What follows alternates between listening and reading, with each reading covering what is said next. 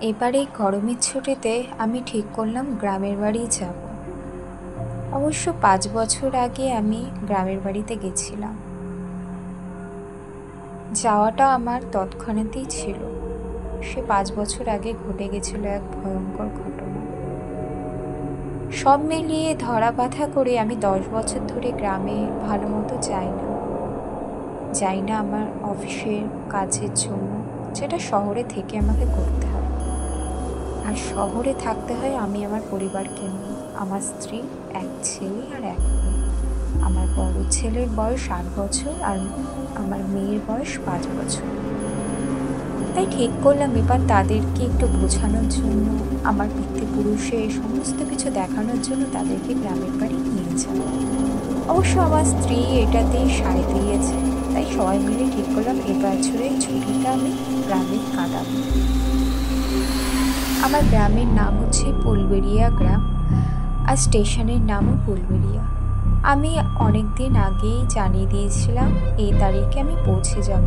তাই স্টেশন থেকে নামতেই দেখি নাড়ু কাকু আমার জন্য ওয়েট করছে।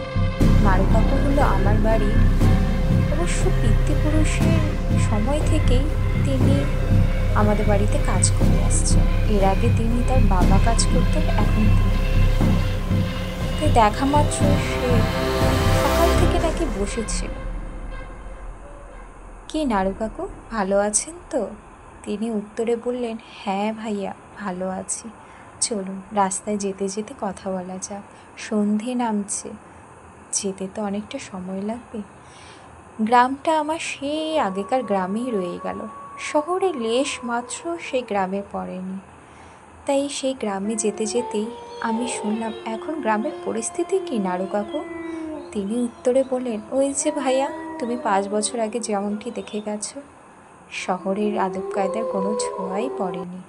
গ্রাম তো গ্রামেই রয়ে গেল। আচ্ছা, এখানকার ছেলেমেয়েরা পড়াশোনা কীভাবে করে? হয় তারা শহরে চলে যায়, নয়তো সাধারণ শিক্ষার জন্য 2-3টে বিদ্যালয় ঠিক আছে। আচ্ছা, নিয়ে পৌঁছালাম আমি এক বড় বাড়িতে। সে বাড়িটা হচ্ছে আমাদের নতুন করা বাড়ি, যেটি 5 বছর ধরে এই বাড়িটা করা হয়েছে। এই 5 বছরের বাড়িটাই কিন্তু আমাদের আদি বাড়ি না। আমাদের আদি বাড়ি ছিল এক জমিদার বাড়ি, খুব বড় জমিদার রাজপ্রাসাদের মতো বাড়ি, যেটা ওই উঁচু টিলা থেকে দেখা যেত। কিন্তু 5 বছর আগে ঘটে গেল এমন একটি ঘটনা, যেটা যেটা ভোলার না। আমার স্ত্রী জানতে চাইলো, 5 বছর আগে কী এমন ঘটেছিল, তুমি তো আমাকে কখনো বলোনি। তখন তাকে বললাম, বলবো কি, তখন তুমি অন্তঃসত্ত্বা ছিলে। তোমাকে বেকার বলে আর ভয় পাওয়াতে চাইনি। তুমি বেকার চিন্তা করবে, যেটা আমাদের বাচ্চাদের পক্ষেও অসুবিধে, তাই তোমাকে বলিনি। সে শুনে অবাক হলো, কী এমন ঘটেছিল যেটা আমরা শুনতে চাই। তখন আমি উত্তরে বললাম, বলবো, সময় আসুক ঠিক বলবো। গিয়ে বাড়িতে নামতেই আমি আমার ঠাকুরদার দেখা পেলাম। তার হাতে সেই যে দাগ এখনো রয়ে গেছে। ঠাকুরদাকে বললাম, ভালো আছেন? তিনি বসতে পারেন, দাঁড়াতে পারেন না, চলতে ফিরতেও পারছেন না। বয়স তার কম কিছু নয়, 105 বছর। আমার পিসিমা, আমার জেঠু বেরিয়ে আসলো আমার বৌদি আর তার ছেলে, আর আমার পিসিমার এক মেয়ে। আমাকে দেখে তারা খুবই খুশি হলো, আর খুশি হলো আমার স্ত্রী আর বাচ্চাদের দেখে। সেই রাতের বেলা বিশ্রাম নিয়ে পরের দিন সকালে আমি ঠাকুরদাকে নিয়ে বললাম, এখনো কি সেই দিনের কথা মনে পড়ে? তখন ঠাকুরদা আমার দিকে তাকিয়ে কাঁদো কাঁদো সুরে বলল, সেই দিন ভোলার নয় রে বাবা। ওই দিনের পর থেকে আমার বাঁচার ক্ষমতাই হারিয়ে ফেলেছি। আমি আর বাঁচতে চাই না। কেন যে ভগবান বাঁচিয়ে রেখেছে, তার মুখ থেকে এরকম কথা শোভা পায় না। তাও শুনতে হলো। ঠিক আছে। সেদিন রাতে নাড়ু কাকু আর আমি পিসি আর বৌদিকে নিয়ে বসলাম, একটু একটু গল্প করছিলাম। তখনই আমাদের পাশের গ্রামে একজন মামা হয়, তিনি আসে। সেই মামাকে আমি বাবলু মামা বলে ডাকি। খবর পেয়েছেন যে আমি এসছি, তাই দেখা করতে এসছে। তার মুখ থেকেই শুনলাম এক অবিনশ্বর ঘটনা। এখনো নাকি আমাদের টিলার ওই যে রাজপ্রাসাদ, যেটি 5 বছর আগে আগুন ধরে সর্বশান্ত হয়ে গেছিল, সেই বাড়ি নাকি এখনো পর্যন্ত জ্বলে ওঠে। এটা শোনা মাত্রই আমি অবাক হলাম, এটা কি করে সম্ভব, জ্বলে ওঠে? এই ঘটনাটা আমার স্ত্রী শুনে সে বৃত্তান্ত জানতে চাইল। তখন এই বাবলু কাকা আর নাড়ু কাকু মিলে শুরু করলেন। বাবলু মামা বললেন, সেই দিন ছিল রাজ পরিবারের সবচেয়ে শুভ দিন। সেদিন ছিল বাড়ির একমাত্র মেয়ের বিয়ে। সে বিয়ের দিন আমরা সবাই উপস্থিত ছিলাম। তুমি অন্তঃসত্ত্বা বলে আসতে পারোনি বৌমা, কিন্তু তোমার এই বাড়ির ছেলে সে এসেছিল একদিনের জন্য।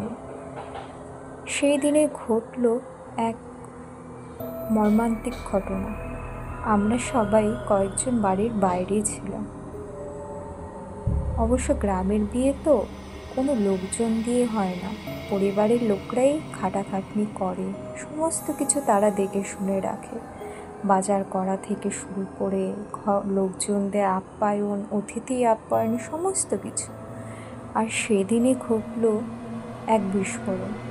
রান্নাঘরের কিছু মানুষের গাফিলতিতে ঘটে গেল এক বিস্ফোরণ।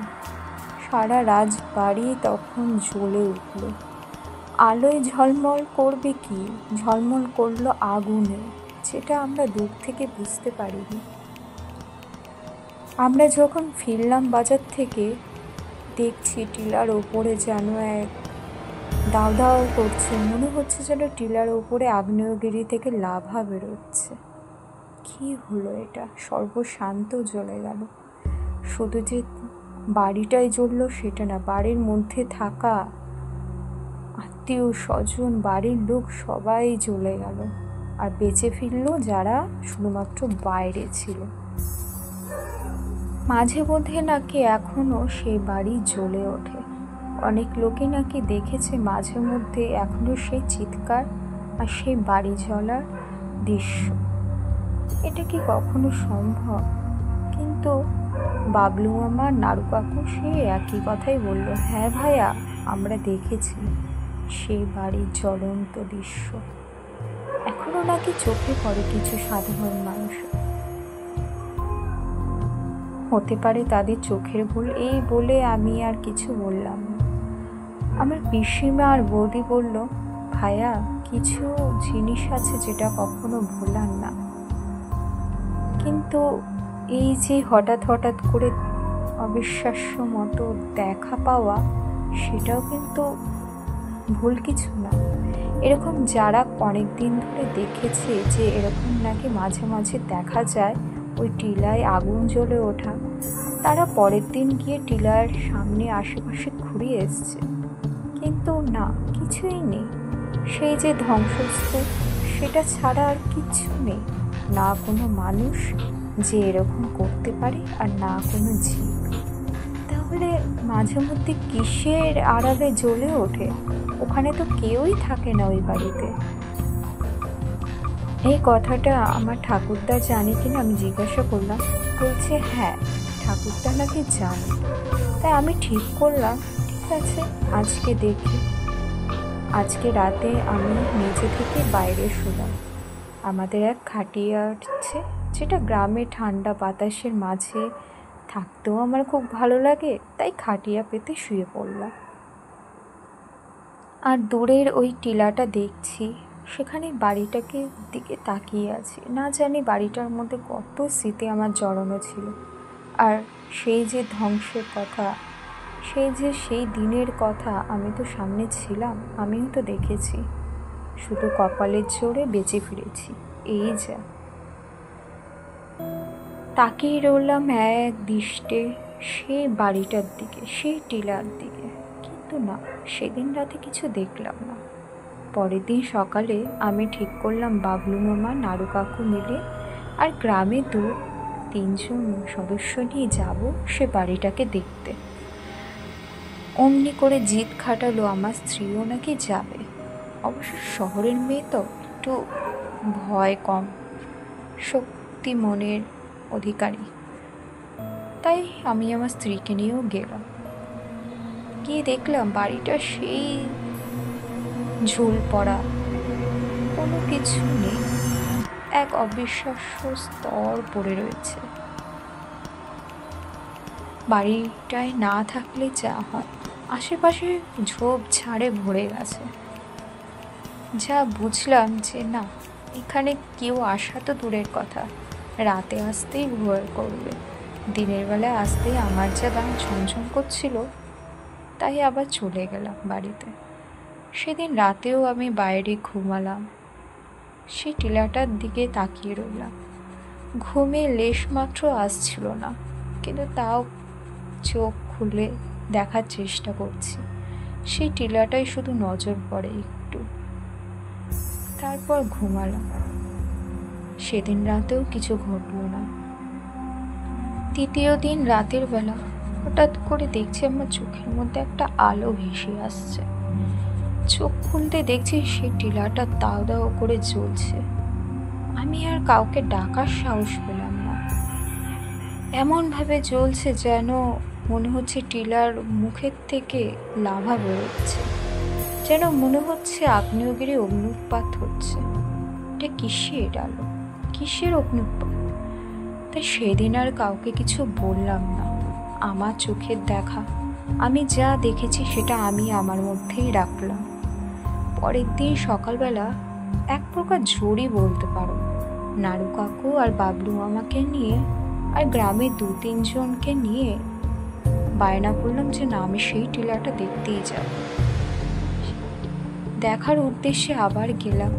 সেই বাড়ি যেমনটা সেদিন দেখে গেছিলাম তেমনটাই রয়েছে, ঝোল ঝাড় সমস্ত কিছু, আর আশেপাশে কিছু সবুজ পাতার বন।